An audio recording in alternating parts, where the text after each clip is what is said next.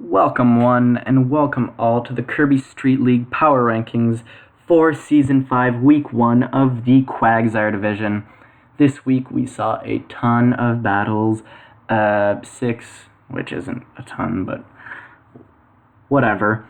We saw sweeps, we saw hacks, we saw very close games, and I'm here to explain to you my personal rankings of the 12 battlers we saw this week. Without further ado, in 12th position, this hurts me to do this because I know the potential of this battler. I've seen this battler do so amazing. That is Eon and the Runaway Rangers. Man, that hurt to watch. You got fucked by Scissor in the exact same way that I got fucked by Scissor Season 4, Week 1 by Chen. You, in this case, it was by Sky. I don't have all that much to say. I can't put you any higher because we did not see all that many plays because of how fast the battle was. But I can't put you lower because 12th is the lowest. Sorry, bad jokes. Jokes aside, you did not play badly. I just don't feel like you played good, which is definitely going to be a trend for power rankings from this week until finals. You didn't play bad because of the caliber of a coach you and everyone else in Quagsire Division are. I do feel like you could have made improvements and maybe swapped out Miltank a bit faster to try and bring something else out that could possibly deal with that Scissor. But you didn't play bad, and for that you're in 12th position, which kind of hurts to say. In 11th position, we've got another coach that got decimated this week, and that is Forside and the Mauville Amawiles. As I said with Eon, you didn't play bad. You just didn't play good. I do feel like you could have made better plays regarding your Gyarados and your Victini. Possibly a different set with that Victini would have helped out a lot. But I can't fault you all that much. You played a decent game. And the reason why you're above Eon is due to the fact that we just saw more of this battle. I got to see more plays from you. But it wasn't all that much better than Eon's performance, even though the battle was sizably longer. In 10th, we've got Cyclone and the Honolunar Dancers. First off, I love your logo. I love your team's name. Your logo is gorgeous. Oh my god. But just because your logo is great, just because your name is great, doesn't mean your performance this week was all that great. You were in first position for the draft rankings, tied with me, Zaverb. I prefer Zaverb, not Zaverb, just letting y'all know. But you did play very well with your lower tier mons, your Mudstyle and Rotom Frost especially, which is why I did put you over Forside and Eon. But things that did hamper you were your Mega Altaria plays. I would have liked to see that Altaria come out a bit earlier, and maybe poke holes through the enemy's team. I did enjoy your Tangrowth plays too, but that is not enough to salvage you or your performance, and that is why you are in 10th position for these power rankings of week 1. In 9th, we've got Blaze and Albany Abomasnows. You are not in the bottom half of the losers because of the fact that I do believe you made quite a few decent to good plays against me, notably with your Registeel and your Kyurem. Man, that Kyurem sent me for a loop. I was not expecting it to come. I was more so expecting Mew or Volcanion to come. and it really put a dent in my team. I believe it got 3 kills this week. It was quite the nice set. It really did a number to my team, and you played that Curum really well. What does bring you lower in the power rankings, sorry, is the fact that you relied on hacks so much to turn my 5-0 into a 2-0. Had I not gotten paralyzed from that one turn when Primarina came in, I do believe I could have gotten a 5-0, possibly a 4-0, but you did play very well around your only win con at that point, which was getting the paralysis on the Tyranitar after Registeel had died. But you are in 9th because you did have to rely on the paralysis for my 5-0 to turn into 2-0. All in all, you did play very good, especially with Curum and Registeel in my eyes.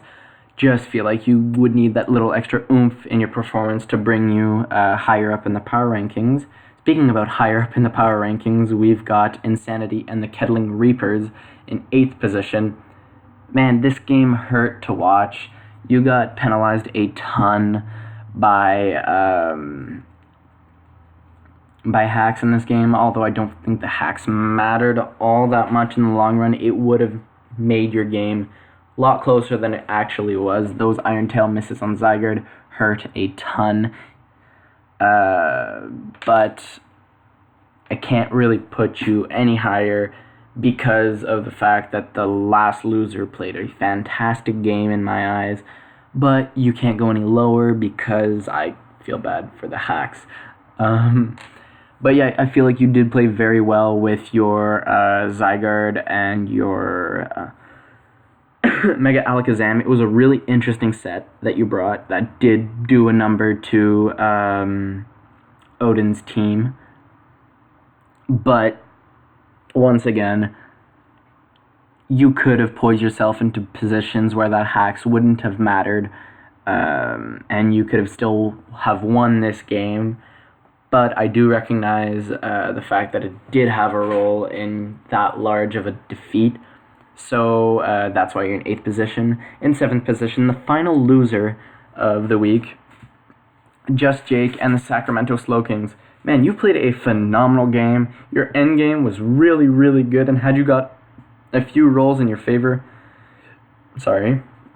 later on, I do believe you could have gotten the win over Hef. That was such a close game, and I would have definitely I do feel like a few modifications of the team may bring you up even higher. Notably, that Sableye that I mentioned in the draft analysis. I don't like Sableye. I don't feel like you utilized it all that well this week. But other than that fact, I do feel like you played really well, especially with your Greninja late game. Maybe in an alternate universe you got a crit or you got the rolls to go in your favor, but alas, they didn't, and that is why you are in 7th position. Now for the top half of the draft, not the draft rankings, the power rankings, we've got the winners of this week, the people that came out on top this week, and in 6th position, we've got Hef Nasty and the Missouri Arcanines, who played a really close game with Just Jake. Had Jake gotten a few rolls in his favor, you could have been in his positions, but they didn't happen, and that is why you are in 6th position. I do feel like you played really well with your Celesteela against Jake, as well as your Como and Manectric. I do feel like your Tsarina plays were questionable, which is why you aren't all the way up in 1st, 2nd, 3rd, 4th, or 5th. But you did play a good game. You did win. That is what matters at the end of the day. And I'm really excited to see what this team has to offer later on. As I mentioned in the draft analysis, I want to see Mimikyu bring a Z Snatch Swords Dance set, a Dual Dance Mimikyu. It is such a good set, bro. you find the good matchup and it cleans. It can get you 6-0s easily, and I very much encourage you to bring that set at least once this season. But week 1's already passed. Hopefully week 2 it comes. Maybe week 3. Maybe every week from now on. Then you'd be predictable, and I could beat you. Awesome. Anyways, in 5th position, we've got Odin and the Real Madrid. That was my Spanish accent coming out there, or as an Anglophone would say, Real Madrid. Your team's very scary. I am not excited to face it week 2, and what makes matters worse is that you could have been higher in the draft rankings had you not made a few questionable plays. Notably, I wasn't all that keen on your Florantis plays this week. I did like your Clefable set, though. The Babiri Berry was a really smart bring. I do feel like you could definitely go higher up next week because of the fact that you're facing me, and I very much dislike my matchup. But that aside, you did play a good game, although hacks were involved. I still feel like you would have won the game, like I mentioned when I was talking about insanity. I still feel like you would have won the game regardless. I just feel like it would have been a much, much closer game had that hack not come into play. Anyways, for our top 4, our top third of the coaches, we've got in 4th position, Jamesy and the Crystal Palkia. Man, Jamesy, I've known you since Season 3. You've always been an average coach in my eyes, but Season 4 proved me otherwise. You got to quarterfinals, and this season, first week, you play very well, especially with your Beedrill. That thing is a monster, and I'm really glad to see you using that Beedrill correctly. Also, that Gliscor. I've never been able to use Gliscor. It's just not my type of mon, but it works really well for you, and I definitely feel that you could take advantage of this in later weeks, which could bring you up even higher up in the power rankings. But for this week, you're in 4th because I feel like the top 3 coaches did make better plays than you. All in all, you played a safer game, which ended up working very well for you. Sometimes a safe game is the best game, but I feel like the top 3 coaches played slightly riskier, and it paid off big time for them. Speaking about our top 3 coaches, in 3rd position, the bronze medal goes to myself and the Gatno Go-Goats. I feel like I played a very good early game, which is what allowed me to have suffered hacks to my Mega Tyranitar when I was setting up. People in the chat were saying that I was getting greedy when I was going for all those Dragon Dances with Tyranitar, but they were not in vain. I needed to be at least +3 to be able to kill Registeel, and I needed to be at least +5 speed due to the fact that I was paralyzed to outspeed a Scarf Neck trick against Blaze. I have myself in 3rd, as I said, because I feel like I made a ton of very good early game plays, notably Tapu Bulu on the expected Mega Venusaur switch. I go for the Zen Headbutt, cripple that thing, do a whopping like 60% to it. Another good play that I made was with my Talonflame. When I bring Talonflame in on Mega Venusaur, he brings in his Aerodactyl, and I U-turn out. As much as it could have been considered obvious, I do feel like it was a very good play, but in my eyes, my star of the week has to be my Rotom. I love Rotom. Regular Rotom is one of my favorite mons to use in draft, and I feel like I did a very good job at weakening his team early game with it, enough so to let Tyranitar and later on Latias clean house against you. Latias being my final sweeper. I bought, I think, 3 win cons this week with a Swords Dance Talonflame, a Dragon Dance Tyranitar, and a Calm Mind Latias. But that aside, Latias in the endgame really came in clutch. I did not put myself any higher because I didn't want to toot my own horn, but also because I feel like 2nd and 1st position played phenomenal games. Speaking about second position, the silver medal finalist is Sky and the Goldenrod Zubstrikers. Sky, man. Yo, you did Eon dirty with that Mega Scissor. You saw the opportunity, you brought it in, you set up, and you cleaned. I honestly felt bad for Eon when I was watching that game, because I lived the same thing last week, Season 1.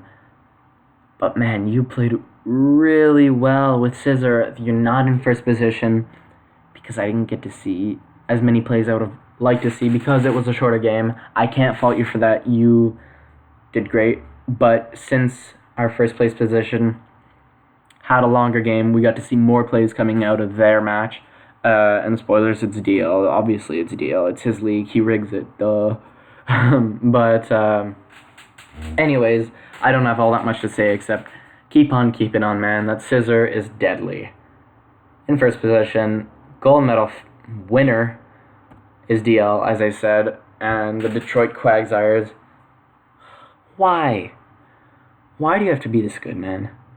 Okay, you played so well with your Skarmory and your Electros in my eyes, but the star of the show has got to be...